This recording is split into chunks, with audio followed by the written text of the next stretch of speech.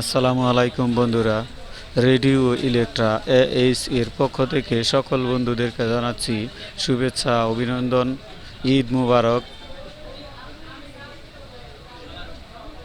তো বন্ধুরা, আজকে আমরা একটি এলজি মনিটর রিপেয়ারিং করব।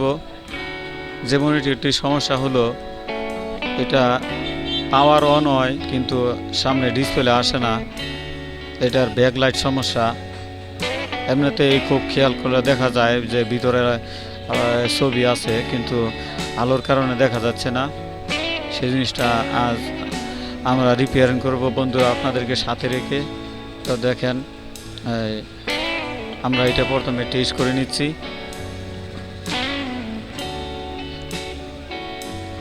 এবং আপনারা সাথে থেকে দেখুন যে আসলে এটা আলোটাই আসতেছে না, এমনি সব ঠিক আছে।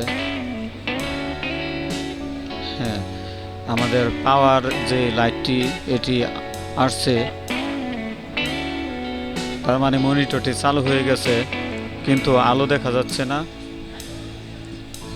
পিছনে ব্যাকলাইটটির প্রবলেমের কারণে। সামনে দিয়া অবশ্যই টর্চ লাইট দিয়ে দেখলে কিছু কিছু ভিতরে দেখা যায়, তার মানে নিশ্চিত ব্যাকলাইট কাটা। তো ব্যাকলাইটটি আমরা খুলে রিপেয়ারিং করব। দেখা যাক যে তার ভিতরে তারা কি ইউজ করছে, আমরা সে অনুযায়ী কাজটি করব।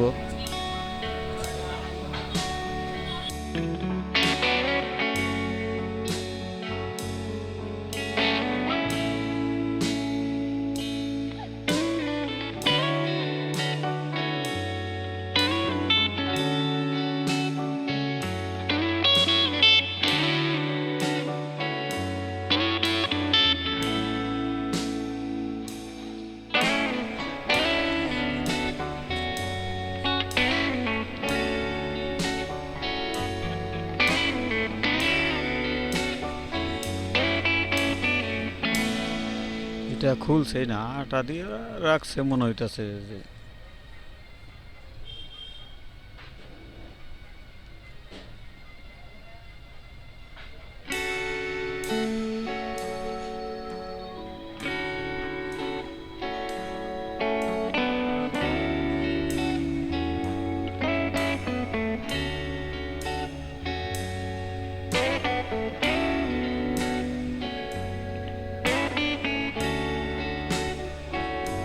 হ্যাঁ, আমাদের মনিটরের ব্যাক কভারটি আমরা খুলে ফেলছি। হ্যাঁ দেখেন, এটার মধ্যে আসলে তারা একটি এক্সট্রা ইনভার্টার ব্যবহার করছে।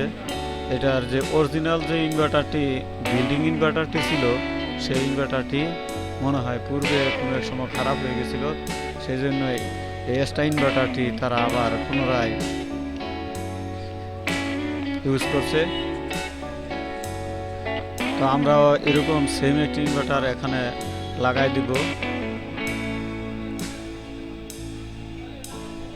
প্রথমে ইনভার্টারটি চলার জন্য যে সমস্ত ভোল্টেজগুলি দরকার, প্রথমে আমরা দেখব যে এই ইনভার্টারটি চালু হওয়ার জন্য ওই ধরনের ভোল্টেজগুলো আছে কিনা।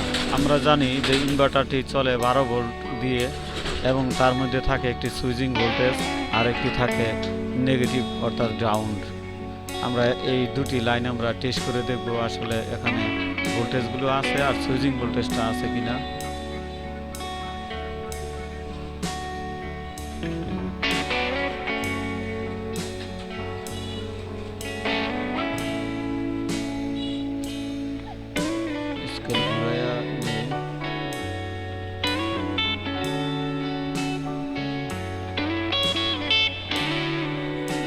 ভোল্টেজ তো অনেক বেশি,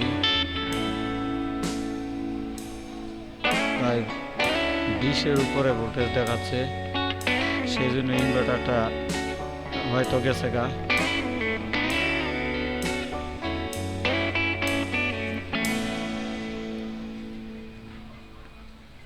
এটা মূলত চলে হইল 12 ভোল্টের দিয়া, তো এখানে ভোল্টেজ অনেক বেশি।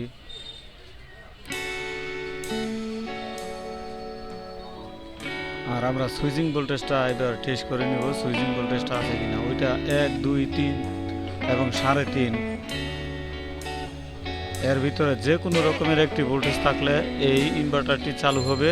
সুইচিং ভোল্টেজ 1, 2, 3, 3.5 এর ভিতরে যে কোনো একটি ভোল্টেজ থাকলে ইনভার্টারটি চালু হয়ে যাবে।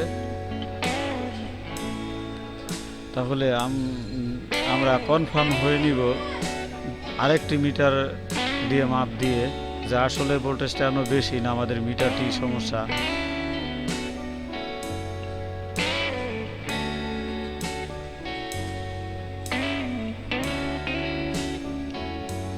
একুশ 21.6 অর্থাৎ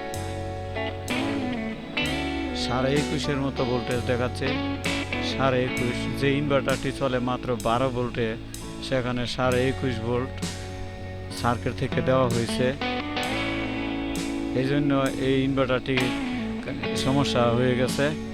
তো উপায় নাই, যেহেতু এটা আমাদের নয় কাস্টমারের, তাইলে আমরা এই জিনিস এটা অবশ্যই এখানে আমরা লাগিয়ে দিব। এছাড়া অন্য কোনো ভাবে সিস্টেম করা যাবে না। আপনি যদি 12 ভোল্ট রেগুলেটর দিয়ে লাগান তাহলে রেগুলেটরটি পুড়ে যাবে। এখানে এম্পিয়ারের একটা ব্যাপার স্যাপার আছে। তো আমরা এটা 21 ভোল্টেই চালাবো।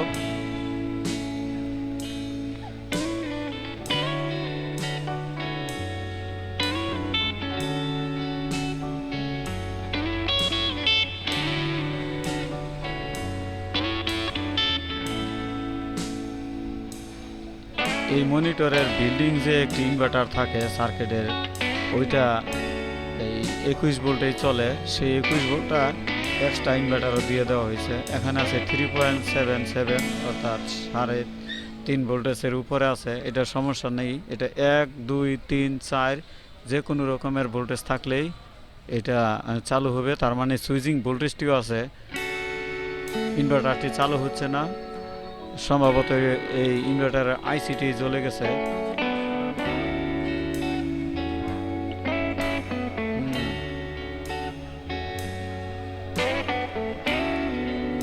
তাহলে আমরা এখানে সেম টু সেম একটি ইনভার্টার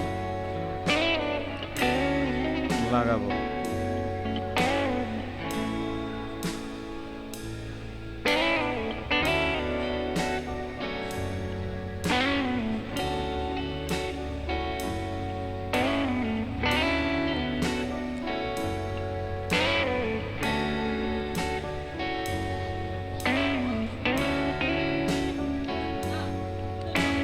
বিল্ডিং ইনভার্টারের ফিল্টার থেকে এখানে ভোল্টেজটি দেওয়া হয়েছে, আর অন্য কোনো মাধ্যমও নেই।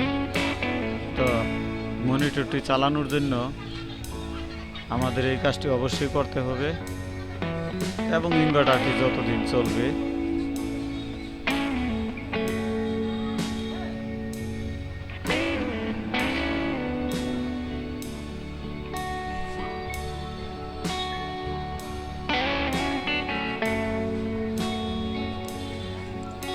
আমরা সেম টু সেম একটি ইনভার্টার নিয়েছি।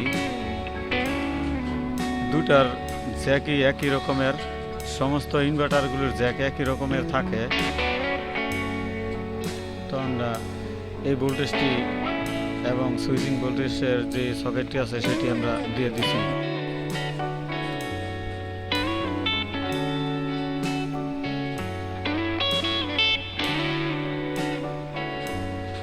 এখান থেকে এসটি কেবলটি খুলে আমরা ওই ইনভার্টার ভিতরে লাগাই দিব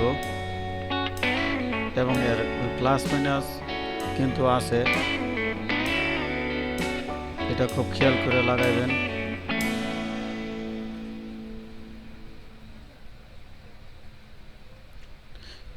এক পাশে লেখা আছে এইচবি অর্থাৎ এটাই পজিটিভ এবং অন্য পাশে আছে এলডব্লিউ অর্থাৎ ওইটা হলো নেগেটিভের মতোই একটা সিগন্যাল, কিন্তু পুরো নেগেটিভও না। তো এইচবি যেটা এটা প্লাস, ওই যেভাবে আমরা খুলেছি ঠিক সেইভাবে লাগাবো এবং কেবল দেখলেও বোঝা যায় কোনটা পজিটিভ কোনটা নেগেটিভ।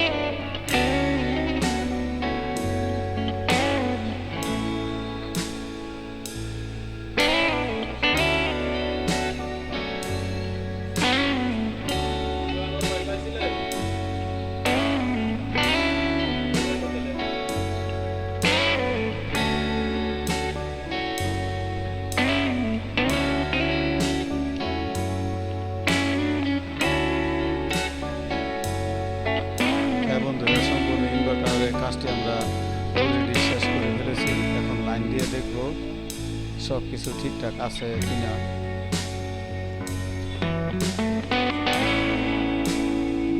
হ্যাঁ, আমাদের মনিটরটি সম্পূর্ণ ওকে আছে।